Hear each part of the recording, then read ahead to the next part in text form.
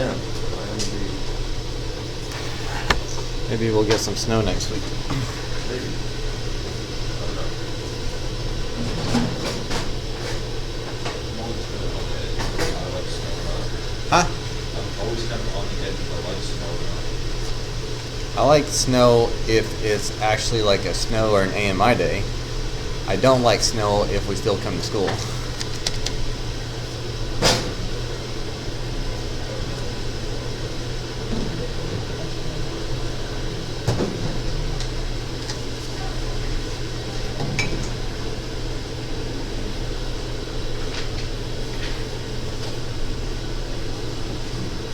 Usually there's more people here by now. Sorry.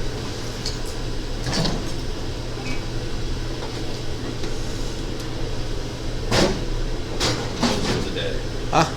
Goals for the day. Learning something new, getting my work done, and playing Square Colors. What is that game called anyways? Rubik's Race?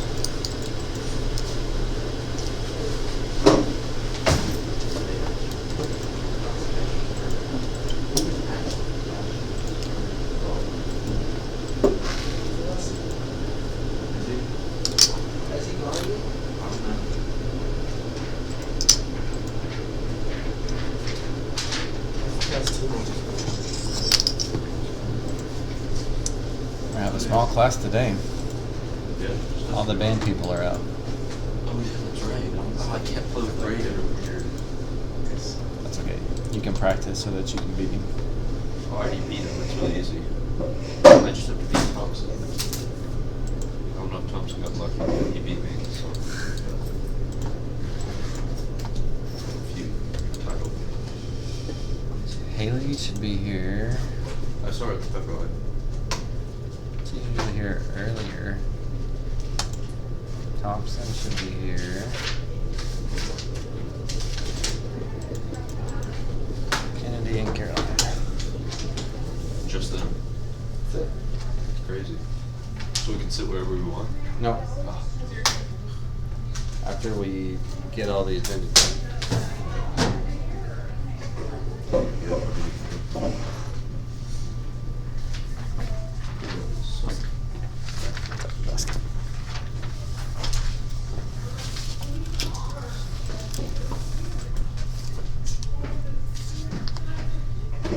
You guys got any good plans this weekend? Nothing? Taking my godmother. What do y'all do for fun? Weekend I sleep a lot. Okay, that's my top thing too, for sure.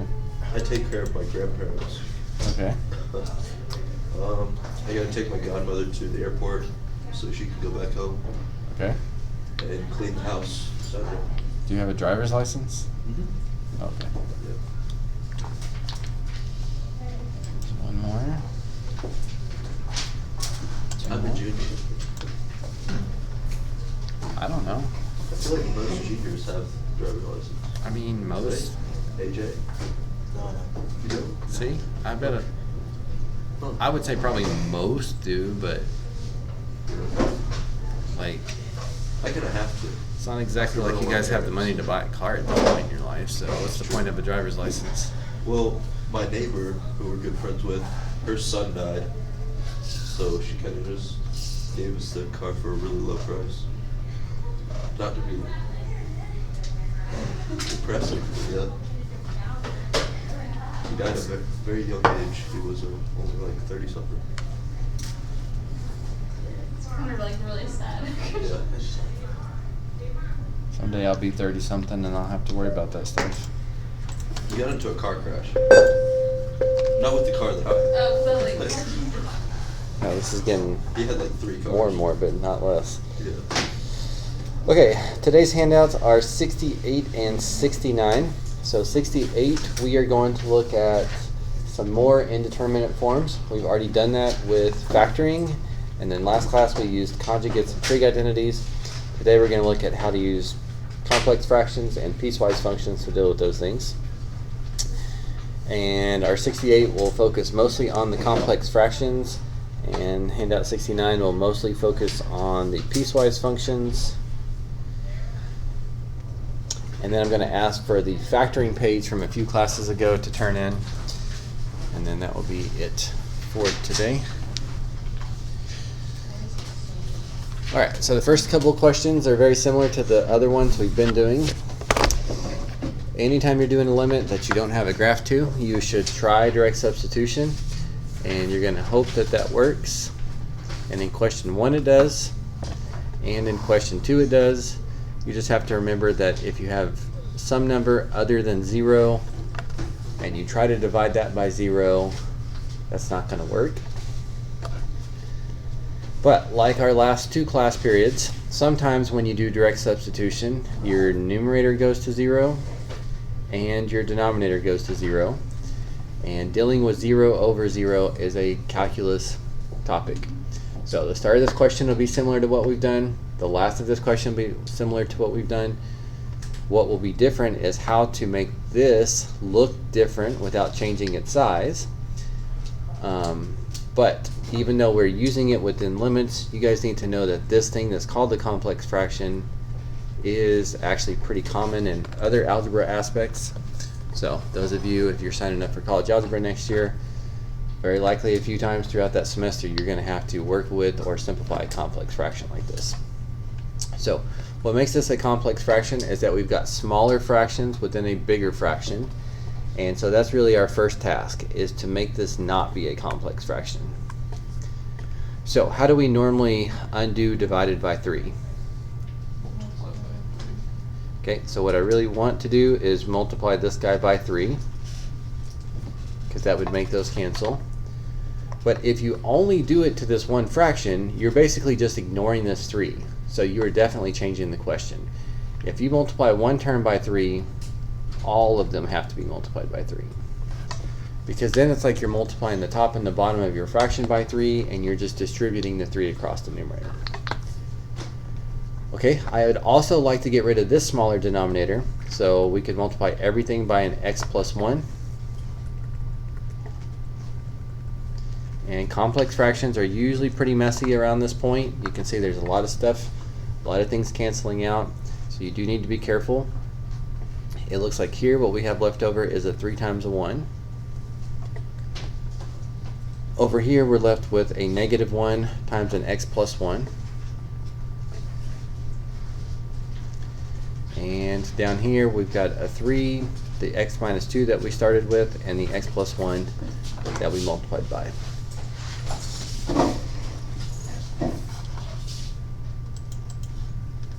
So we aren't finished, but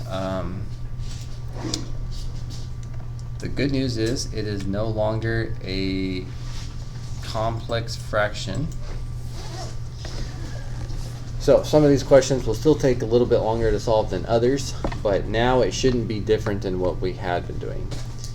So I look at what's left over here, and it looks like I could make this, say, a minus x plus 2 if I combine like terms. We know for direct substitution to work after we get 0 over 0, we need something to cancel before direct substitution is going to start working. So this is going to come up twice today, and this is a pretty common math trick that you may not have seen too much. But this and this are almost the same thing. They have exactly the opposite signs that they need. This is a minus x plus 2, and this is a positive x and a minus 2. So you can actually factor out a negative, just like a GCF, which switches both of the following signs. Just because they're not both negative doesn't mean that you can't pull a negative out. Then positive x minus 2, positive x minus 2 cancel. And since something cancels, we know that we should plug into what we have left over. So it looks like we have a -1 in the numerator and a 3 times x plus 1 in the denominator. So if we plug 2 in for that, we should end up with -1/9. Again, the second half of this question is not crazy different than what we've been doing. It's just that first step of getting our complex fraction to not be a complex fraction that we're going to focus on for the next few minutes. Okay, so let's look at another one. So in question 4, I really want to multiply this by x to make those cancel. but you can only do that if you're willing to multiply every term by x. And I really want to multiply this one by 7 to make that one cancel, but you can only do that if you're willing to multiply them all by 7. It usually gets very messy, so if your handwriting is messy like mine is, then you got to make a conscious effort to try to make it as clean as possible. Otherwise you're going to lose what you're doing. But looks like we were left with the 1 times an x, then a plus 7 times an x,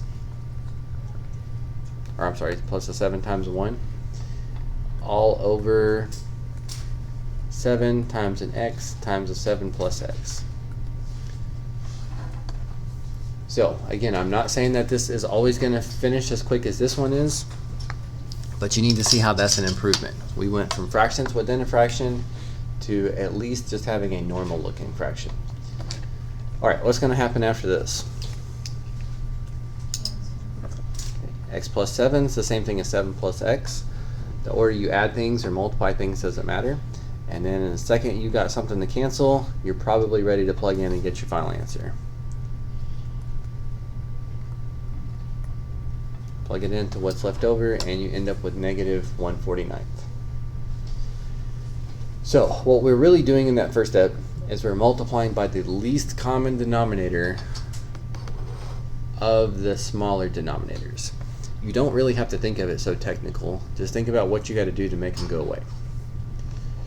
So I'd like to do one more as a group and then leave, or no, it's fine. We can do 2 of them together up on the board, and then we'll leave one for you to try from beginning to end. And it's a longer one, so it's a good challenge to see if you can finish it off. Okay, so looking at question 5, if we try direct substitution, we get 0 over 0. So what should we do next?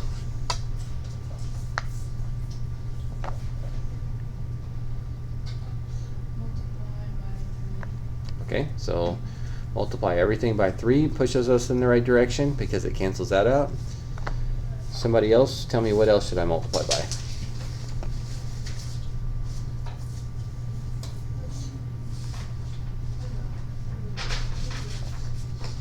How do I get rid of this? Multiply it. Okay. So everything is getting multiplied by 3 and everything is getting multiplied by h plus 3. So what's left over is we got a 3 times a h plus 2, or 3h plus 6, a minus, don't forget that this minus is here, negative 2 distributed to h, and negative 2 distributed to 6. And in the denominator we've got the h that's been there the whole time, the 3 that we had to multiply everything by, and an h plus 3 that we had to multiply everything by. So it's progress because it's no longer a complex fraction, and may not be easy to finish, but it is similar to what we've done now. This one looks like if we combine like terms, there should be an h. It looks like we end up with 1h and plus 6 minus 6 cancel out. And then how do all of these questions finish off? Cancel and plug back in. 3 times 3 would be 9.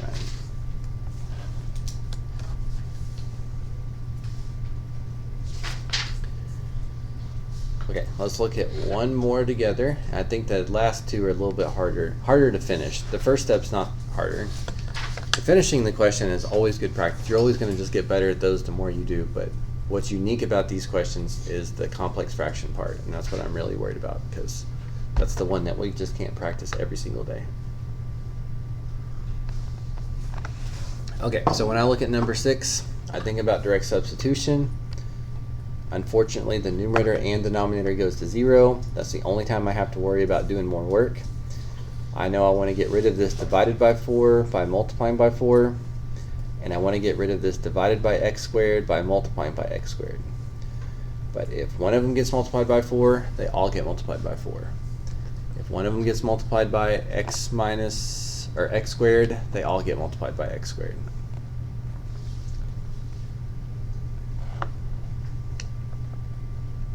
It's very messy, so be careful that you write out the next step correctly with what you have left over.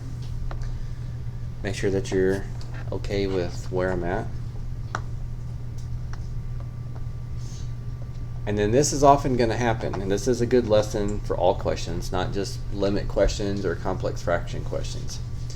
But you should know, based on now this is day 3, that if we get 0 over 0, we need something to cancel before direct substitution is going to work. Most people aren't going to know what to do right away on this question. And you guys need to know that is okay. You don't have to see what's going to come next, and then after that, and then after that, and then your answer, and then you just get to it. Sometimes you just got to look at something and say, you know what, I don't know what to do, but I could at least try something like, I don't know, factor out of 3. You're not going to know if that's going to help you or not, but if you don't know what else to try, it's something to move forward. Then if you do that, maybe you notice something about this. It looks like we have the difference of 2 squares. You've got 2 being squared on the left and x being squared on the right. So I wouldn't have seen that far ahead, but that's okay. I'm just taking it one step at a time. And then I told you we'd see this again. We saw this on the front page. But these two terms are almost the same.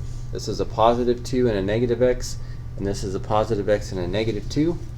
So if you factor out a negative out of either one of those, you can switch the signs and make those cancel. And now that we've got something to cancel, try plug 2 into what's left over. Negative 3 times 4 over 4 times 4, and reduce.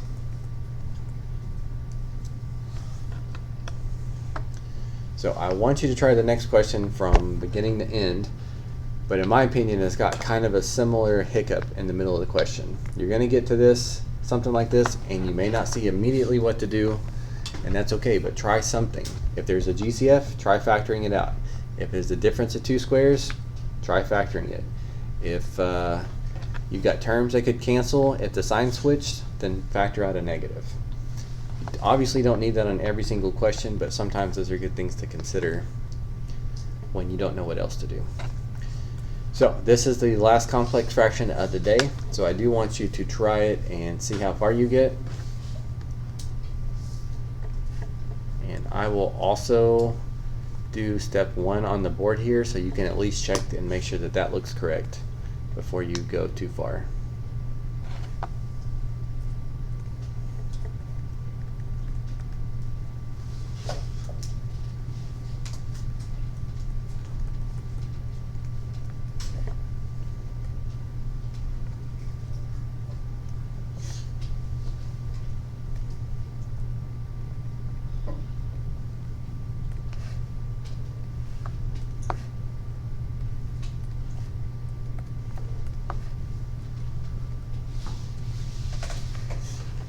Make sure that you check that before you try to move forward.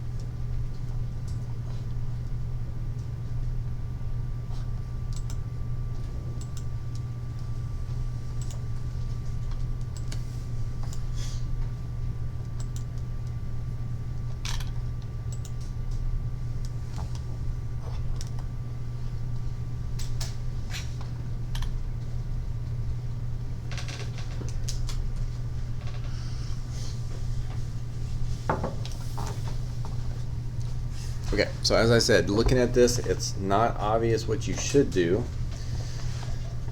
Of course, I did this probably the same question last year, but when it came up yesterday for the first time this year, I looked at this and I didn't know for sure how this was going to play out. So all I could do, and what you have to force yourself to learn to do, as you guys are starting to go into higher mathematics now, you got to do something that you think you could do.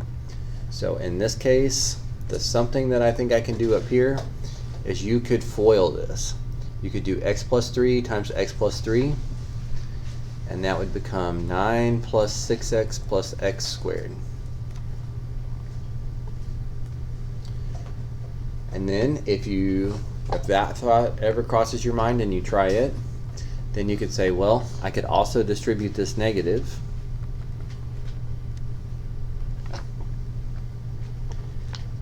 And if I do that, then 9 minus 9 is going to go to 0. And then eventually, you're going to get to something and you're going to know if you're on the right track or not. So, anybody make it this far? Okay, what do you do after that? I factor out x from the Good, so GCF, which is, good, which is helpful, and we can see that it's going to be helpful because it's going to let us cancel out x's, which we then know that's really the sign we're looking for. We want something to cancel, so we can plug this back in, and it looks like we end up with like -6 over, this doesn't sound right. Is there 3 squared would be 9, -2/3. Okay, never mind, that does sound familiar. So go ahead and fix what you need to on your page, but also give yourself a quick little note. If it was from here to here you didn't see what to do, just put a big note of GCF. If it was from here to here, give yourself a big note to say FOIL.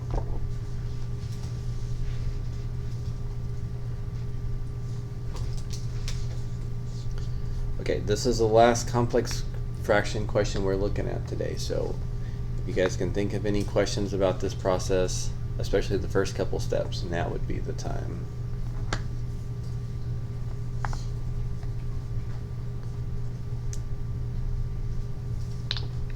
Okay, then let's move on to piecewise functions. So to me, this is similar to day 1 of limits, where we gave you the graph. We talked about the left limit, the right limit, and then if both of those are the same, then the limit was the same. The difference with this piece is that you don't have a graph, you have a piecewise function. And I can tell you from my calculus students this year, if I had to pick one thing that the majority of them are uncomfortable with and can't work with well enough, it is piecewise functions. Reading this and knowing when you use the top part of the function and when you use the bottom part of the function, I think it just doesn't come up enough in Algebra 2. So you don't need to write this on every single question, but I would do it for at least the first one. To answer this question, I need to consider the left limit and the right limit.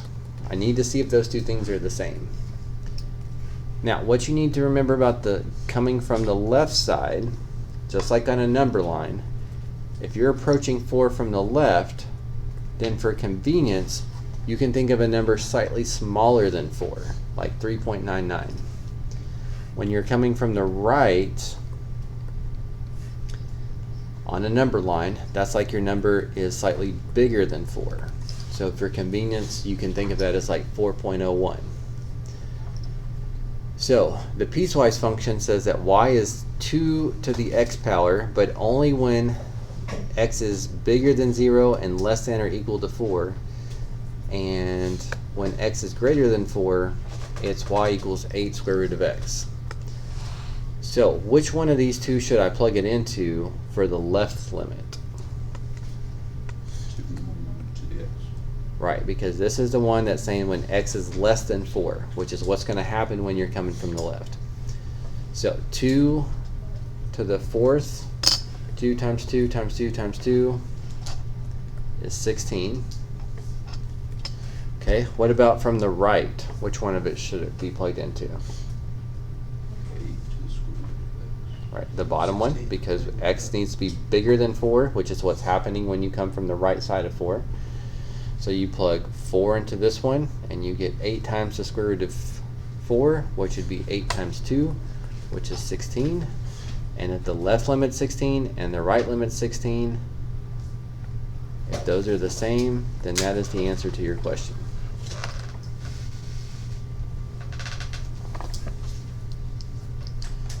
All right, another one. So this time we're approaching pi. So again, I don't normally write it out so much like this, but I am the first few times just to help you guys see what has to be processed in your head. I got to think about the left limit and the right limit. So the left limit is when I'm plugging in a number close to pi, but it's on the left side, so it's actually slightly less than pi. So that would need to get plugged into the top one because that's when x is less than pi. So you get cosine of pi, we got to use the unit circle. That ends up being -1. But from the right side, that's when x is going to be slightly bigger than pi, and that's got to be plugged into the bottom one because the bottom one's saying when x is greater than pi.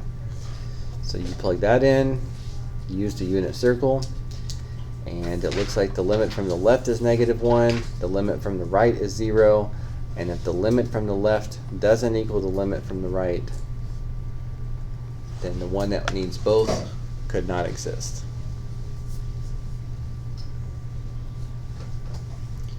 Okay, we're going to do 2 more examples, and then on the next handout, I'm going to have you do some of these as guided practice. So a couple we'll check them, and then like 3 and we'll check them, and then like 5 and we'll check them, and then that will be it, other than turning in one of your assignments from the other day. Okay, so as x approaches -2, so in my head I'm thinking about from the left, so when x is less than -2, that would have to go into the top. I'm thinking about what's the limit from the right, so that would be when x is slightly bigger than -2, which is what the bottom restriction is saying, when x is bigger than -2. So you plug it into that, and for this question, the left and the right limit are both -10, so the answer to that one is also -10. Now, the reason why I want to do one more for you on your next handout is because it is easy to fall into a trap here. It looks like, hey, you just plug this into both of them and you compare the numbers. If you get the same number, it's your answer. You get a different number, you get does not exist. It's not really that straightforward. So you're going to be doing yourself a disservice if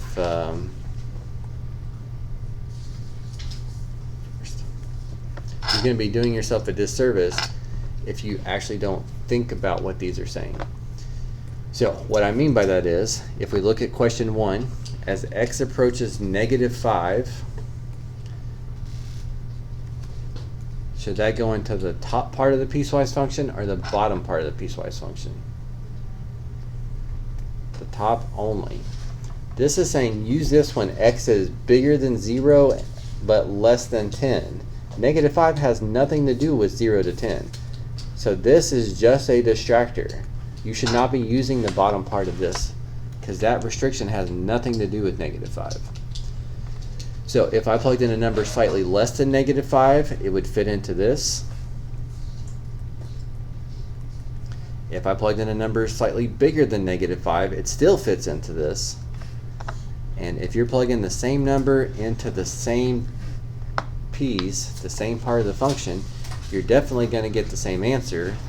We do have to be careful that we evaluate that correctly. But sometimes you don't need every part of a piecewise function. You can't just plug it into both and just say, well, that's how it worked earlier, so I'm going to assume that's how it's going to work all the time. You actually have to use that restriction to the right to know when to use each one. Okay, so before I have you try a couple and see how they go, a couple of these didn't print off great, so I need to tell you what that is. Let's go ahead and fix these. On question 3, it's supposed to say as x approaches -1 from the left. I think from the left did not print off well. Number 4 is supposed to be 3 from the left, and same thing. I think from the left just did not print off great. And then one more, question 5 was supposed to be -4 from the right. So for us to expect to get the same answers, we need to be looking at the same thing. So 3 is left only, 4 is left only, 5 is right only. Update that on your page before.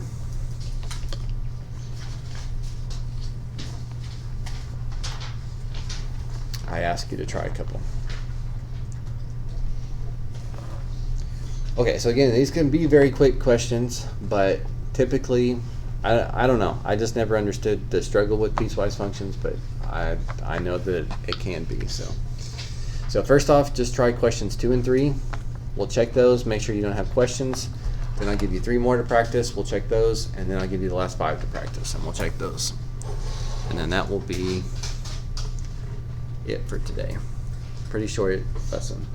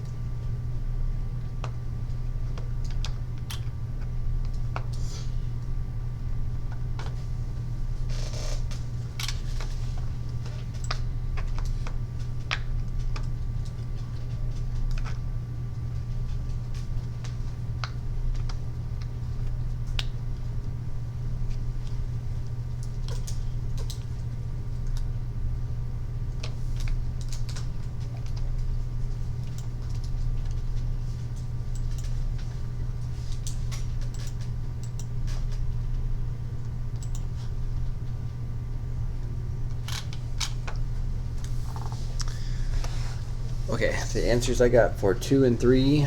2 has to be -5.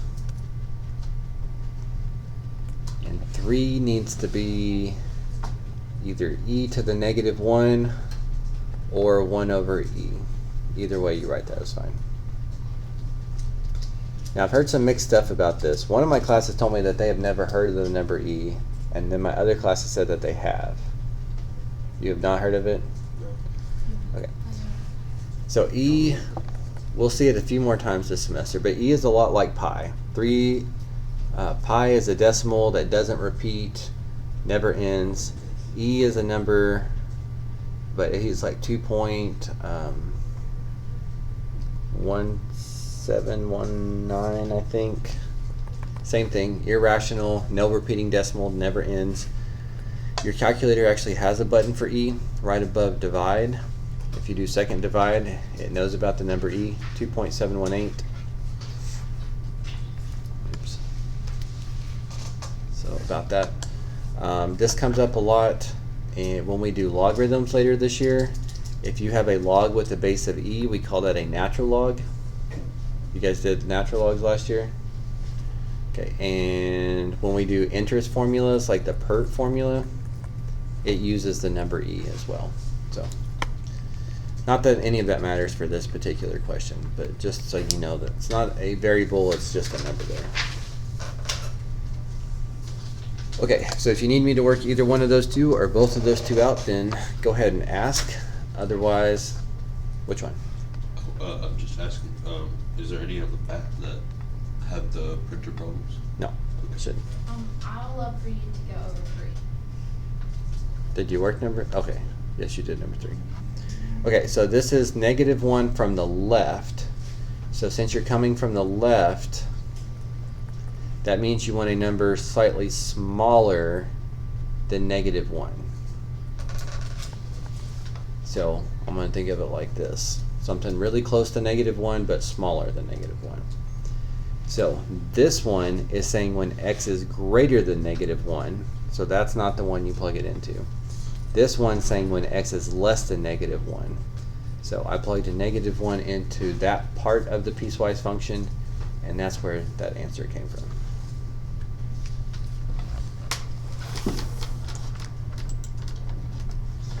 So, can I ask you something? Which mode would I be in if I was just gonna plug that into my calculator? You would need to be in radian mode because of that pi. So this would be quick. Yeah.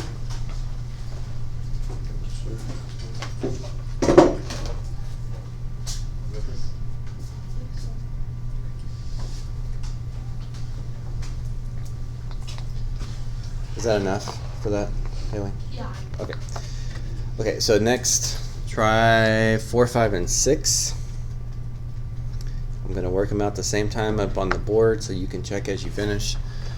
If you need to ask, then you can.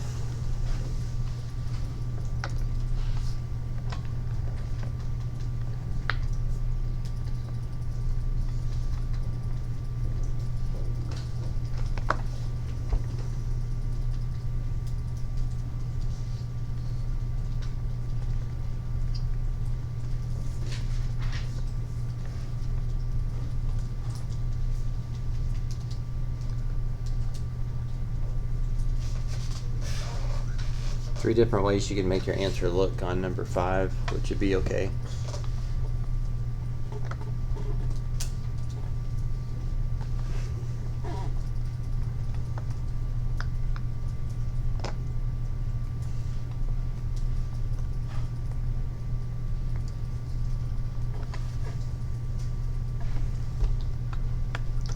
Okay, as you finish those 3, check them and tell me which ones you'd like to see work out. Otherwise, you can move on to the last of them, the last 5.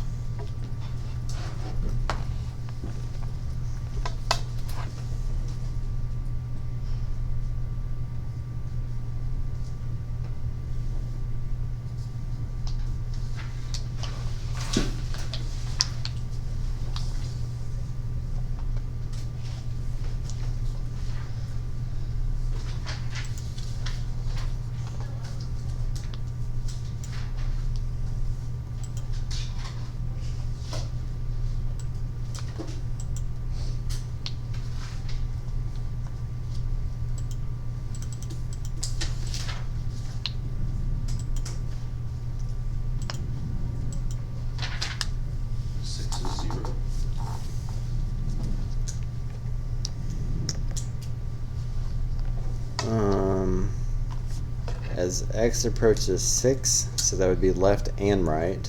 Yeah. From the left, you would get 6 divided by 3. 2. Minus So that 2. I get a 0. Okay. But I plug the other one into my calculator and it gets 1. Well, cosine of 6 pi. 6 pi is coterminal to 4 pi. Subtract 2 pi is one trip around the circle, which is coterminal to 2 pi, which is coterminal to 0, which is supposed to be 1. So that's why I got does not exist. Changed it on me. I did. I missed it. I did the unit circle piece too fast in my head. That's alright. Thank you. Sorry. That tripped But me you out. should be doing it in your head too, not just your calculator. Oh, yeah, true. Yes. Any of these others, 4, 5, or 6, I can help with? Okay, then one more set. Just try all the last 5.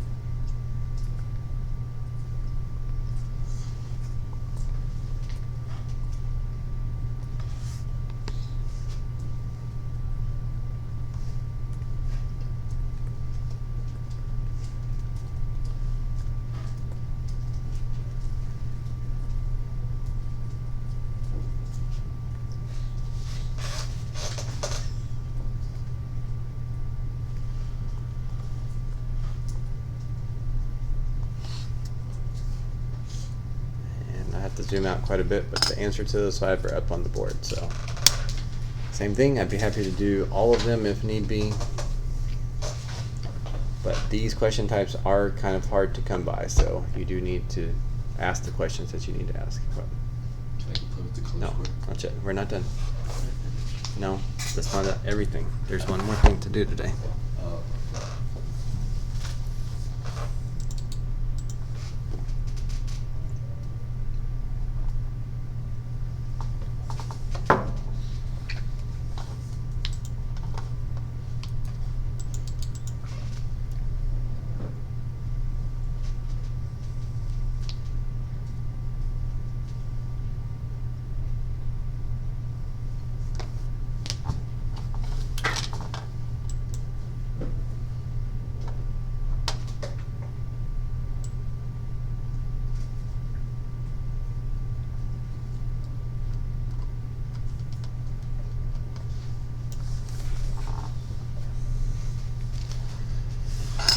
Okay, any of those 5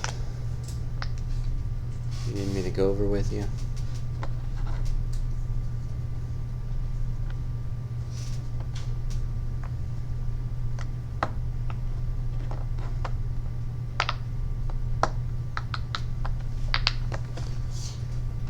Okay.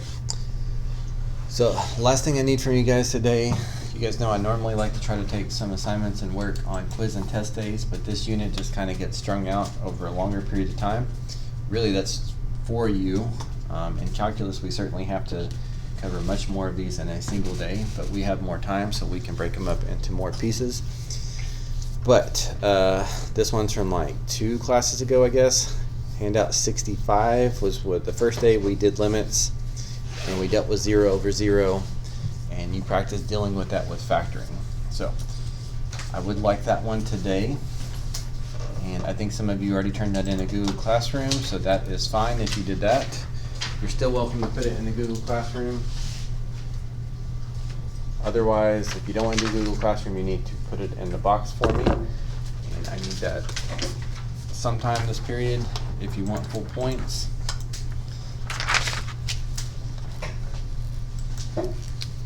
And that would be the last thing I've got for you today. So I can play with color squares. Yes, you may play with colored squares. Wait, no, you're not finished. What do you mean? You have to finish. Oh, I could have sworn I did that. I'll be right back. The first day I told you to do about that many. No, actually, your class, y'all had more time. I asked you to do it all the first day. So you got to do all of it.